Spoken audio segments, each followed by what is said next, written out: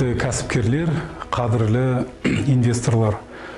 Мемлекет басшысы Қасым-Жомарт Кемелұлы үкімет пен жергілікті әкімдерге отандық және шетелдік инвесторларға қолайлы жағдай жасау бойынша тапсырма берген болатын.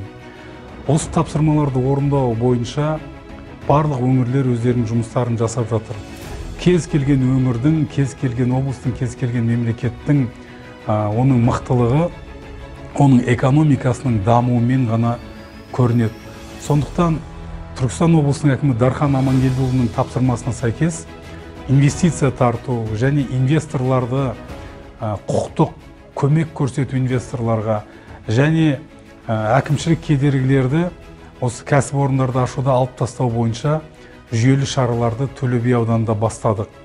Осы жұмыстарға Төле би ауданының прокуроры және Атамекен ұлттық кәсіпкерлік палатасының Төле би ауданы бойынша басшысы үлкен ат салысып, кәсіпкерлердің, инвесторлардың құқықтарын қорғауға әкімдікпен бірлесіп үлкен жұмыстарды атқарып жатырмыз.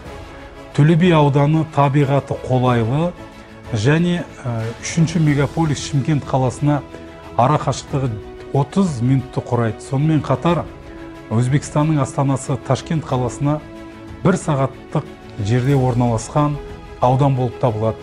Төле би ауданында 65 мыңнан астам егістік жерлер бар, 10 мыңнан астам суғармалы жерлер бар. Жалпы туристік әлеуеті өте жоғары аудан болып табылады. Осыған байланысты мен отандық кәсіпкерлерді және шетелдік инвесторларды Төле би ауданына өз кәсібін ашуға шақырамын. Негізгі экономиканың салаларына тоқталып өтетін болсақ, ауыл шаруашылығы саласында тұт ағашын өндіру, зәйтүн ағашын өндіру және осы ауыл шаруашылығында мал бордақылау секілді көптеген жобаларға мен шақырамын және біздің ауданның ерекшеліктерін ескере отырып, балық өндірісі, өнеркәсіп саласында алманың шырынын өндіру және де ауыл шаруашылығындағы тағы да басқа салаларға келіп табысты кәсіп ашуға болады.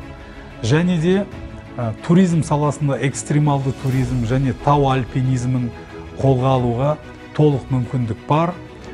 Таудың етегінде орналасқан керемет аудан болғандықтан бұл жерде шаңғы, тау шаңғысын да көптеп дамытуға біз басымдықтың бір ретінде көрсетіп отырмыз.